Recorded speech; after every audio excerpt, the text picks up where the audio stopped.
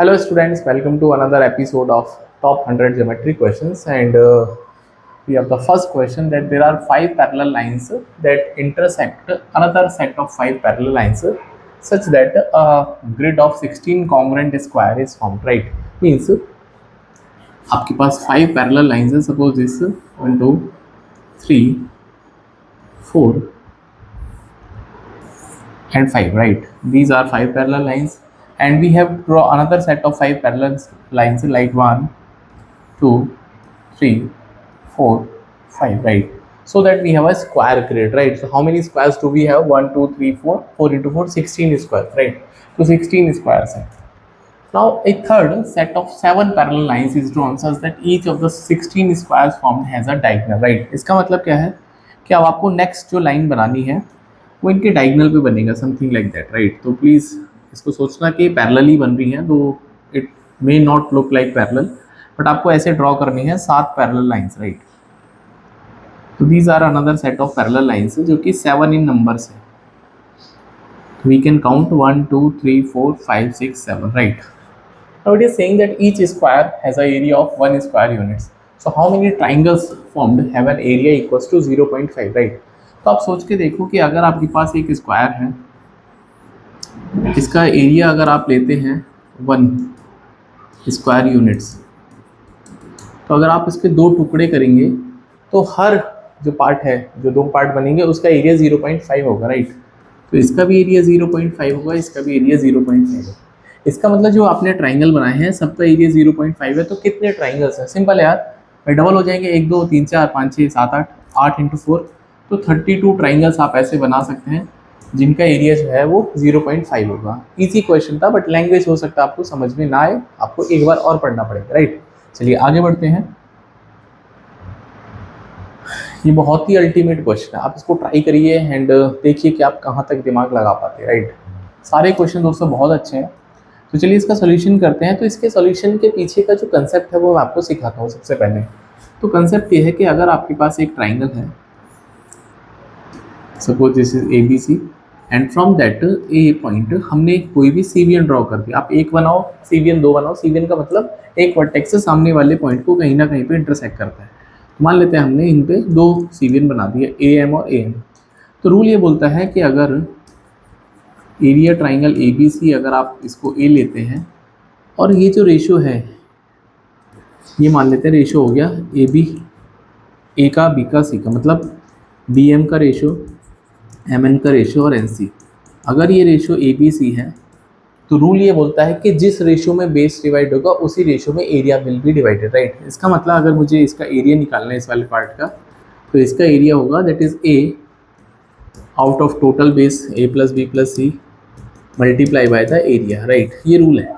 मतलब जिस रेशो में बेस डिवाइड होगा उसी रेशो में आपका एरिया भी डिवाइड होगा. इसको अगर हम एक वैल्यू से सिंप्लीफाई करना चाहें, अगर मैं आपसे बोलता हूँ कि ये एक ट्राइंगल है जिसका एरिया हमको 60 गिवन है और हमने इसको 1:2 में डिवाइड कर दिया, तो इसका मतलब क्या है, 60 आपको डिवाइड करना है 1:2 में. तो इसका एरिया कितना होगा, that is 1 out of 3, total base 3 है, इंटू 60. तो इसका एरिया 20 हो जाएगा और बाकी जो रिमेनिंग है इसका 40 हो जाएगा. That is super important. तो जिस रेशो में बेस डिवाइड होता है उसी रेशो में एरिया डिवाइड होता है. अल्टीमेट ये ऑब्जर्वेशन आपकी होनी चाहिए, राइट? चलिए शुरू करते हैं इसका सोल्यूशन. बोलता है कि आपके पास एक स्क्वायर है, we have a square, right? And the side of the square is 8 8. तो P Q R and S, right? तो सबका स्क्वायर मतलब सबकी साइड S 8 है. आपने डायगोनल ज्वाइन किया है दिस वे और PQO एक एंगल बनाया है PQO. तो ये एंगल 60 डिग्री है, बट बहुत सारे बच्चे यहाँ पे O को 90 ले सकते हैं. ऐसा उसने नहीं बोला तो मैं 90 नहीं ले सकता, राइट? तो ये 60 है, तो जो रिमेनिंग एंगल है ऑफ कोर्स वो 30 होगा.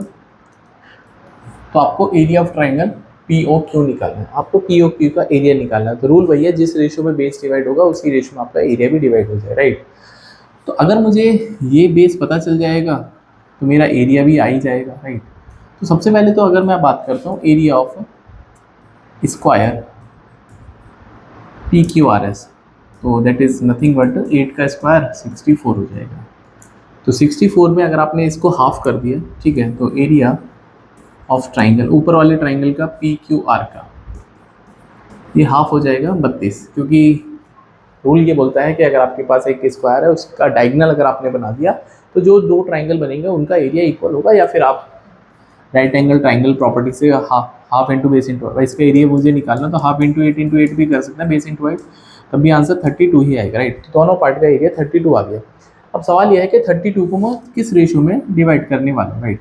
तो जैसे ही मेरे पास रेशो आ जाएगा मेरा आंसर आ जाएगा, राइट। अब हम करने क्या वाले हैं इस पर बात करते हैं। तो पी क्यू आर का एरिया 32 है, राइट। तो now we are going to do क्या, ठीक है। अब देखो एक सिंपल सी बात है, मैं आपको बताता हूँ। जब मैंने आपको ट्राइंगल के बारे में बताया था, या फिर आप इस बात को नोट कर लीजिए कि अगर मेरे पास एक ट्राइंगल है ABC और ये एंगल दोस्तों थीटा है फॉर एग्जाम्पल, और ये साइड A है, ये साइड B है, तो अगर मुझे एरिया निकालना है, अगर मुझे एरिया निकालना है तो हाफ दोनों साइड्स का प्रोडक्ट और बीच में जो एंगल है उसके साथ में साइन थीटा का मल्टीप्लाई करना, राइट। ये भी बहुत इंपॉर्टेंट और ज़बरदस्त बात है कि अगर आपके पास एक ट्राइंगल है ABC और आपके पास ये एंगल फॉर एग्जांपल थीटा है, तो ये साइड A है, ये साइड B है, तो इसका अगर मुझे एरिया निकालना है तो that is nothing but half into product of the two sides, और उनके बीच में जो एंगल है उसके साथ में साइन थीटा मल्टीप्लाई करना, दैट इज़ अल्टीमेट, राइट। अब इस पे आ जाते हैं। तो अगर मैं आपसे बोलता हूँ एरिया ट्राइंगल POQ, तो आप बोलोगे हाफ इंटू इसकी ये साइड 8 है, इस वाली साइड को मैं मान लेते हैं x मान लेते हैं, ठीक है, और इसके साथ में साइन बनेगा 60 डिग्री का। आई believe it is clear. Similarly अगर मैं आपसे बोलता हूँ एरिया नीचे वाला QOR, ठीक है, QOR, तो ये भी बनेगा हाफ हो, इसकी ये वाली साइड भी 80 रहेगी, ये x हो जाएगा, यहाँ पे दोस्तों साइन 30 डिग्री आ जाएगा, राइट। ये 8 है, ठीक है। इस हाफ का कोई रोल नहीं है, 8 का भी कोई रोल नहीं है, x का भी कोई रोल नहीं है।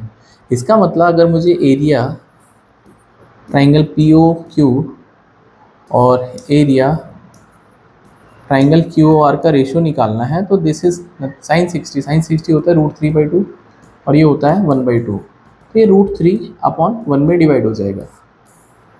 तो ये बात आपको समझ में आनी चाहिए कि जिस भी ये जो रेशियो है ना √3/1 आ गया, राइट। अब क्वेश्चन बड़ा सिंपल सा है कि आपको निकालना है POQ, राइट। तो अब आप निकाल सकते हैं आई थिंक। तो एरिया ट्राइंगल POQ, तो POQ का एरिया कितना होगा भाई। POQ का जो बेस है भाई, इसका बेस आ गया आपके पास √3 और इसका बेस 1 आ गया, √3 और 1 आ गया, तो दैट इज √3 टोटल बेस बनेगा √3 + 1 मल्टीप्लाई बाय द टोटल इसका ट्राइंगल है 32, मतलब एरिया इसका 32 है, राइट।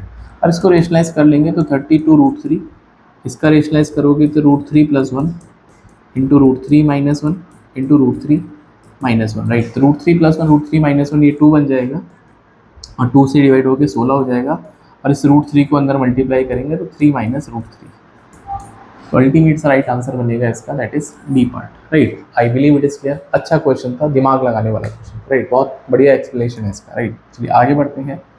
ऐसा ही एक और सवाल है, आप इसको जरूर से ट्राई करिए, बिल्कुल सेम टू सेम कंसेप्ट पर बेस्ड है, इसलिए मैंने 2 क्वेश्चन लिए जिससे आपको कंसेप्ट भी रिवाइज हो जाए, राइट। अब कंसेप्ट ये है भाई, इस वाले क्वेश्चन में एक रेक्टेंगल दे रखा है इन प्लेस ऑफ स्क्वायर, जैसे ABCD, और यहाँ पे भी डायगोनल ज्वाइन कर रखा है, और ये एंगल वही, ये 60 डिग्री का एंगल है और ये दोस्तों 30 डिग्री का एंगल, राइट। और इसका area of rectangle ABCD this is given to us 192 centimetre square, और O is any point on the diagonal circle BD। आपको ये रेशियो दे रखा है DO का रेशियो और OB का रेशियो, ये 4:√3 आपको गिवन है, राइट। और OCB एंगल 30 डिग्री, तो पेरीमीटर और डायगोनल निकालना है। अब इसका मतलब क्या है कि अगर मैं इसके एरिया को फॉर एग्जांपल A1 मानता हूँ और इसके एरिया को A2 मानता हूँ, राइट, एरिया को, तो A1 और A2 का क्या रेशियो आने वाला है, तो ये तो आने वाला है भाई जिस रेशियो में बेस डिवाइड है उसी रेशियो में इनका एरिया भी डिवाइड हो जाएगा, तो 4/√3। लेकिन अगर मुझे साइन फॉर्मूले से हाफ AB साइन थीटा से एरिया निकालना है तो इसका एरिया कैसे निकलेगा। मान लेते हैं इसकी लेंथ L है, ब्रेथ V है, और इसको हम K मान लेते हैं, तो हाफ L × K × sin 60 और नीचे वाले का होगा हाफ बी इंटू के। ये वाला एंगल लेना है ना, तो B into K into sine 30 degree equals to 4/√3। तो ये कैंसिल आउट हो जाएगा, ये भी दोस्तों कैंसिल आउट हो जाएगा। तो यहाँ से एल अपॉन बी का जो रेशियो आ जाएगा, मल्टीप्लाई पहले कर लेते हैं। साइन 60√3/2 होता है और साइन 30 1/2 होता है, और ये 4/√3 आपको दे ही रखा है, तो 2 से 2 मर जाएगा। तो L/2 का रेशियो जो आएगा दोस्तों, L/B का रेशियो 4:3। अब ये क्वेश्चन खत्म हो गया। जैसे ही लेंथ और ब्रेथ का रेशियो आ गया, क्वेश्चन खत्म हो गया, राइट। मान लेते हैं ये 4P है या 4M है और ये 3M है, राइट। तो लेंथ इसकी 4M है और ब्रेथ इसकी 3M, राइट। अब एरिया आपको दे ही रखा है, तो अगर मुझे एरिया निकालना है तो that is 4M into 3M, और ये आपको 192 दे रखा है। तो 12m² का वैल्यू अगर 192 है तो m² की वैल्यू 16 आएगी। इसका मतलब m की वैल्यू आ जाएगी 4, राइट। तो m की वैल्यू 4 आ गई। अब इसका पेरीमीटर पूछा है, राइट। तो पेरीमीटर कितना हो जाएगा इसका, दैट इज़ भाई l+b और उसका डबल। तो l+b कितना, 4 और 3 7, और उसका डबल तो 14m, और m की वैल्यू आपके पास आ गई है 4। तो 14 चौका 56, राइट, 56। तो 56 इस सवाल का पेरीमीटर राइट आंसर है, राइट। तो 56 आपके पास ये ऑप्शन है, राइट। अब ये तो आपका पेरीमीटर आ गया, डायगोनल निकालना है यार, बहुत आसान है। देखो लेंथ है आपके पास 4M, ब्रेथ है 3M, तो 4 4 3 3 4 5 का ट्रिपलेट बनेगा, तो डायगोनल बनेगा 5M, और M की वैल्यू 4, तो 5 चौके 20। ऑप्शन नंबर ए इसका राइट आंसर है। तो दो अल्टीमेट क्वेश्चन थे कंसेप्ट के ऊपर बेस्ड, कि जहाँ पे जिस रेशो में बेस डिवाइड होता है उसी रेशो में एरिया डिवाइड होता है। That is super important, right. इसको नोट कर लेना अपने नोट में, ठीक है। चलिए आगे बढ़ते हैं नेक्स्ट क्वेश्चन पर। ये तो हो गया, ये भी हो गया। हाँ, एक और दोस्तों, ठीक है, जो हमने कंसेप्ट पढ़ा है उसी पर एक और अच्छा क्वेश्चन है। तो क्वेश्चन बोलता है कि आपके पास एक फिगर बना रखी है, मैं इसको फिर से रीड्रॉ कर देता हूँ सो दैट थोड़ा सा ये बड़ा बन जाएगा, ऐसा, ठीक है। तो यहाँ पर ऐसे कुछ ऐसे कुछ ऐसे कुछ ऐसे, राइट। ये एंगल बाइसेक्टर है कुछ ऐसे। तो this is B, D, F, C, A, E और जी, ऐसा, ठीक है। तो ये है, आपको ये जो येलो पोर्शन है इसका एरिया फाइंड आउट करना है, राइट। आपको एरिया ट्राइंगल निकालना है FGC, ठीक है। FGC का एरिया फाइंड आउट करना है, और आपको गिवन है एरिया ट्राइंगल ABC, ये 1620 सेंटीमीटर स्क्वायर, राइट। अब देखो सिंपल सा वही कंसेप्ट है। सबसे पहले तो हम इस रेशियो की बात करेंगे। ये जो रेशियो है दैट इज़ BD, ये 7:3:2 ऐसा, और AE और EC, तो ये रेशियो दोस्तों 5 है, और ये पूरा रेशियो 4 दे रहा है, 5:4। अब एक एंगल बाइसेक्टर के बारे में और एक बात बताऊं आपको, कि अगर मान लेते हैं कभी भी आपने एक ट्राइंगल ड्रॉ किया है और हमने इस एंगल का एंगल बाइसेक्टर ड्रॉ कर दिया, तो एक थ्योरम होती है दोस्तों कि जिस भी एंगल का आपने एंगल बाइसेक्टर किया है तो उसकी एडजेसेंट साइड, दैट इज इधर के केस में AB और इधर इसकी एडजेसेंट, भाई दो साइड है, एक ए वाली एक ए वाली, इनका रेशियो वही होगा जिस रेशियो में आपका ये जो पॉइंट D है इसको डिवाइड करेगा। मतलब इसके नज़दीक वाला जो पोर्शन है वो BD है, और इसके जो नज़दीक वाला पोर्शन है ये CD है। तो ये बहुत इंपॉर्टेंट बात है, right. This is angle bisector theorem, internal angle bisector theorem बोलती है कि अगर आपने एक बाइसेक्टर ड्रॉ किया है तो जिस भी रेशियो में आपका ये बेस डिवाइड हुआ है उस वो वही रेशियो होगा जो इनकी साइड्स का रेशियो है जहाँ से हमने एंगल बाइसेक्टर ड्रॉ किया, राइट। इसको नोट कर लेना। तो मुझे यहाँ पहुँचना है, ठीक है। तो यहाँ पहुँचने के लिए सबसे पहले मैं कौन से वाले ट्राइंगल का एरिया फाइंड आउट करूँगा। पहले तो मैं इस वाले रीजन में जाना चाहता हूँ, तो मैं इस वाले रीजन का एरिया फाइंड आउट करता हूँ, राइट। तो इसका एरिया कितना होगा भाई, टोटल बेस 7 3 10 12 का है। तो अगर मुझे एरिया निकालना है ADC का, तो ये बनेगा 5/12, भाई टोटल 5/12 इंटू 1620 है ना, ऐसा बनेगा। तो 12 एकम 12 और 12 एकम 12 बचेगा 4, 12 3 36, 12 पंजे 60, ठीक है ना भाई। 12 एकम 12 4, हाँ तो 135, 5 पंजे 25, 675 सेंटीमीटर स्क्वायर। तो ये जो टोटल एरिया इसका 675 आ गया, राइट। अभी हमको रोकना नहीं है क्योंकि हमको तो ये वाला निकालना है। अब मुझे इस वाले ट्राइंगल पर पहुंचने के लिए अब मुझे चाहिए ये वाला एरिया, राइट। अब मुझे ये वाला पोर्शन चाहिए, नहीं ये वाला है, क्योंकि यहीं पे जाना है मुझे। तो अब हम क्या करेंगे, इसको मैं थोड़ा डिलीट करता हूँ। अब हम दोस्तों यहाँ पर क्या करेंगे, अब हम निकालेंगे इस वाले ट्राइंगल का एरिया EDC का। तो एरिया ट्राइंगल EDC, तो ये कितना होगा भाई, इसका जो टोटल बेस है 9 है, तो उसमें से मुझे 4/9 इंटू इस पूरे का ट्राइंगल कितना है, पूरे ट्राइंगल का एरिया कितना है 675, तो 9 सत्ते 63, 9 पंजे 45, तो इसका एरिया आ गया 300 सेंटीमीटर स्क्वायर। कोई दिक्कत वाली बात नहीं है।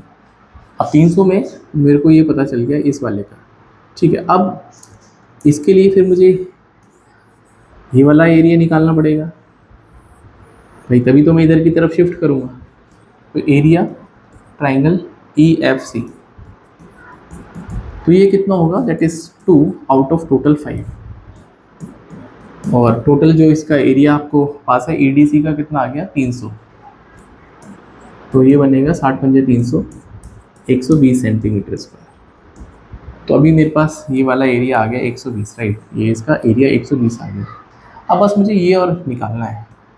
तो आप सोच के देखो कि उसने ये बोला है कि FC का और FE का रेशो 1:2 है, मतलब ये जो रेशो है ये 1 अगर y है तो FE का रेशो ये 2y है, और ये बाइसेक्टर है। तो वही मैंने बात बताई कि अगर ये बाइसेक्टर है तो इंटरनल एंगल बाइसेक्टर के हिसाब से ये जो रेशो है ये भी 1y, या फिर ये जो रेशो है ये भी 1 और 2 में ही डिवाइड हो जाएगा। मतलब ये जो GC का रेशो है और ये जो EG का रेशो है ये भी 1:2 में डिवाइड हो जाएगा, राइट। अब मुझे निकालना है एरिया GFC, तो यहाँ निकालता हूँ एरिया GFC, ये 1/3 हो जाएगा, क्योंकि 1/3 इंटू इसका एरिया आपके पास है 120, तो 40 सेंटीमीटर स्क्वायर इसका राइट आंसर। तो ऑप्शन बी करेक्ट है, राइट। बहुत ही प्यारा सोल्यूशन था, राइट। आई होप आपको समझ में आया होगा कि किस तरह से हम जो प्रॉपर्टी है कि जिस रेशियो में बेस डिवाइड होता है उसी रेशियो में एरिया डिवाइड होगा, इसको हम यूटिलाइज कर सकते हैं। अच्छा क्वेश्चन था, राइट। हालांकि मैं इसको एक ही स्टेप में भी कर सकता हूँ। देखो एक ही स्टेप में कैसे करेंगे उसको थोड़ा दिमाग लगाना, राइट। मैं एक ही स्टेप में करता हूँ। देखो तो एक स्टेप में कैसे करना, बस आप ये देखो कि आपको किस ट्राइंगल की तरफ मूव होना है। तो पहले आपको इधर की तरफ मूव होना है, तो 5 आउट ऑफ 12, तो आप इस वाले ट्राइंगल पे आ गए। अब मुझे नीचे की तरफ मूव होना है, तो 4 आउट ऑफ 9, तो 4 आउट ऑफ 9 होने पर मैं इधर आ गया। अब मुझे यहाँ पर इधर की तरफ मूव होना है, तो 2 आउट ऑफ 5, तो 2 आउट ऑफ 5 होने पर मैं यहाँ पर आ गया, और इसमें से 1 आउट ऑफ 3 इंटू 16 से 20। तो अगर आपके पास दिमाग है इतना आप इसको ऐसे भी सॉल्व कर सकते हैं, राइट। अब देखो तो वही आंसर आ ही जाएगा। देखो 4 तिया 12, और 3 से हो गया 540, और 3 से हो गया 180, और 9 से हो गया 20, और 5 से हो गया 4, तो 5 दूनी 10, तो 40 सेंटीमीटर स्क्वायर। तो ऐसे ही क्वेश्चन 10 सेकंड में सॉल्व हो सकता है, प्रोवाइडेड कि आपके कंसेप्ट अच्छे होने चाहिए, राइट। चलिए आगे बढ़ते हैं। ये भी बहुत प्यारा सा क्वेश्चन है, बहुत ही अल्टीमेट क्वेश्चन है। इसके पीछे एक लॉजिक है, उस पर बात करते हैं। पहले कंसेप्ट क्या है, तो कंसेप्ट ये बोलता है कि अगर आपके पास एक ट्राइंगल है, मान लेते हैं आपके पास ये साइड बी AB नोन है और x आपके पास अननोन साइड है, दैट इज, और ये सारी साइड इंटीजर है, राइट। तो अगर आपको x अननोन साइड की रेंज निकालनी है तो ये हमेशा दो गिवन साइड्स के सम से छोटी आएगी और इनके जो डिफरेंस से बड़ी आएगी, ये रूल है, ठीक है। ये ट्राइंगल तभी बनता है जब एनी टू साइड का सम ग्रेटर होता है थर्ड से और डिफरेंस जो है थर्ड से छोटा होता है, राइट। तो यहाँ पे आपके पास साइड है 14, 22 और x। तो अगर मुझे x का रेंज निकालना है तो 22 + 14 से छोटा आएगा और 22 - 14 से बड़ा आएगा, राइट। x का जो रेंज आएगा 36 और ये आएगा दोस्तों 8। बट उसने मुझसे एक और बात बोलती है कि 22 सबसे बड़ी साइड है, मतलब 22 से ऊपर कोई साइड ले नहीं सकते। तो मैं इस बात की गारंटी कर सकता हूँ कि x की जो वैल्यू है भाई 8 से बड़ी होगी, 9, 10, 11 और ये 22 जा सकता है, 22, ठीक। ये समझ में आ गया, ये समझ में आ गया, राइट। अब स्केलिन ट्राइंगल है, हाँ स्केलिन ट्राइंगल वो होता है जहाँ पे सारी साइड्स अनइक्वल होती है, राइट। और एक्यूट भी है, एक्यूट भी है, राइट। तो एक्यूट के लिए क्या बात होती है, अगर हमको इसी कंडीशन को लगाना है तो अगर आपको नंबर ऑफ एक्यूट ट्राइंगल निकालने हैं तो एक्स का स्क्वायर ए स्क्वायर प्लस बी स्क्वायर से छोटा होना चाहिए और इनका जो डिफरेंस है ए स्क्वायर माइनस बी स्क्वायर से बड़ा होना चाहिए, राइट। तो यहाँ पे नंबर ऑफ एक्यूट ट्राइंगल आ जाएंगे। तो अगर मुझे यहाँ पे नंबर ऑफ एक्यूट ट्राइंगल निकालने हैं तो ये दोस्तों दैट इज़, अगर मैं इसके हिसाब से चलता हूँ तो 22 का स्क्वायर प्लस 9 का स्क्वायर, और यहाँ पे 22 का स्क्वायर प्लस 9 के डिफरेंस लेंगे ना यहाँ पे।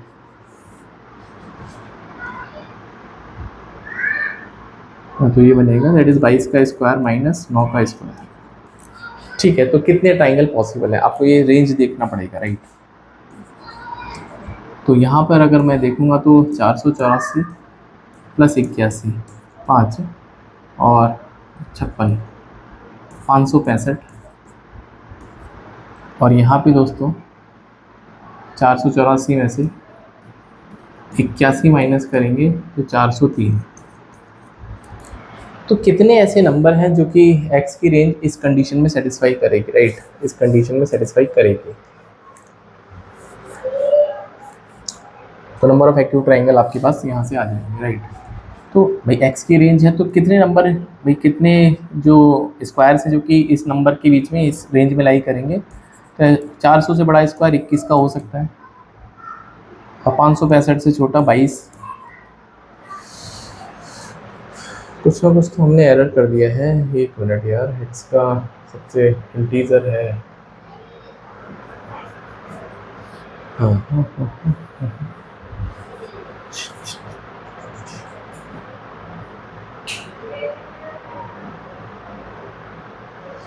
कुछ तो एरर हो गया है। Okay okay okay okay okay okay okay got it. यहाँ पे एरर क्या होता है, देखो भाई जो आपको ओरिजिनल ट्राइंगल के हिसाब से सोचना है ना, तो अगर मुझे इसके एक्यूट ट्राइंगल्स निकालने हैं, हाँ इसके अगर मुझे एक्यूट ट्राइंगल्स निकालने हैं तो यहाँ पे एक्स स्क्वायर का जो रेंज है 22 स्क्वायर प्लस 14 स्क्वायर से छोटा होना चाहिए और 22 स्क्वायर माइनस 14 स्क्वायर से बड़ा होना चाहिए। तो ये बनेगा दोस्तों 22 स्क्वायर प्लस 14 स्क्वायर, तो 484 और 196, बोले तो 6 4 10 680, और यहाँ पे दोस्तों माइनस करेंगे 484 में से 196, तो बचेगा 8 और यहाँ बचेगा 47 में से 19 के 288। हाँ, तो अब सोचना है कि x के क्या क्या रेंज पॉसिबल है। तो x का भाई 288 से बड़ा स्क्वायर किसका इस रेंज में किसका होता है, तो ये आपके पास आएगा 17 18 19 20 21, राइट। 22 का स्क्वायर भी होता है, राइट, लेकिन 22 से ऊपर तो आप जा ही नहीं सकते, 22 से ऊपर तो आप जा ही नहीं सकते, राइट, ये समझ में आ गया। 22 से ऊपर तो आप जा ही नहीं सकते वैसे भी, राइट, क्योंकि x की पॉसिबल वैल्यूज़ क्या क्या हैं। तो x की जो पॉसिबल वैल्यूज़ हैं वो 17 18 19 20 21, राइट। तो ये पॉसिबल वैल्यूज़ है। अब बहुत सारे बच्चे सोच रहे होंगे सर इसमें 22 क्यों नहीं आया, क्योंकि 22 आने पर एक्स भाई दो साइड तो 14 और 22 तो है ही है, अगर आपने तीसरी साइड भी 22 ले ली तो फिर ये आइसोसेलेस ट्राइंगल बन जाएगा। बट आपको तो स्केलिन बनाना तो तीनों की तीनों साइड अनइक्वल होनी चाहिए, इसलिए जो एक्स की मैक्सिमम वैल्यू है वो जा सकती है 21 और एक्स की जो मिनिमम वैल्यू है वो जा सकती है 17, that is the minimum value, right. अब इनका एवरेज निकालना है, तो 17 प्लस 21 डिवाइड बाई 2, तो ये इनका एवरेज आ जाएगा, दैट इज़ 19। बहुत प्यारा क्वेश्चन था, ठीक है। तो कंसेप्ट वही है कि आपको अगर दो साइड गिवन है तो तीसरे साइड की रेंज पता होना चाहिए, उससे आप number of triangles, obtuse triangle, acute triangle सब कुछ निकाल सकते हैं, राइट। चलिए, अच्छा क्वेश्चन था, एक बार फिर से आप रिवाइंड करके देख लेना। ये भी अच्छा क्वेश्चन है, सिमिलैरिटी का क्वेश्चन है। क्वेश्चन ये है कि आपके पास एक ट्राइंगल है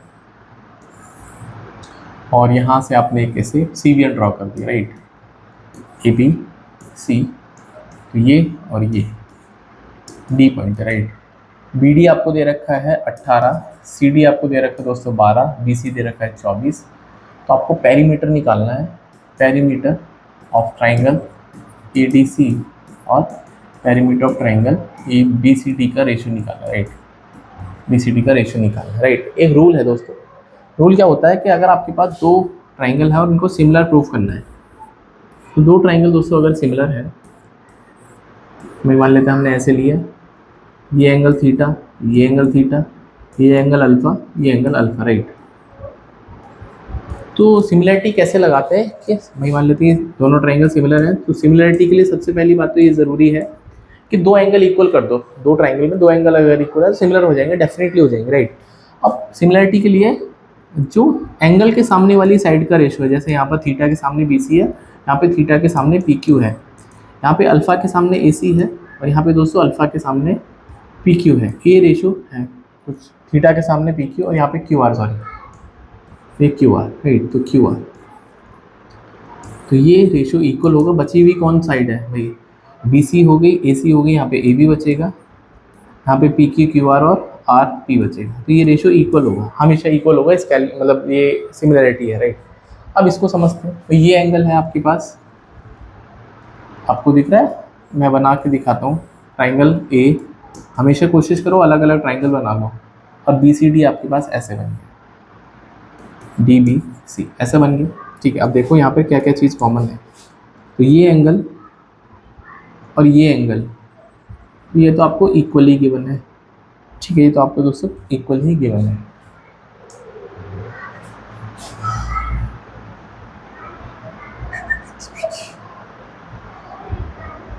अच्छा, अगर मैं यहाँ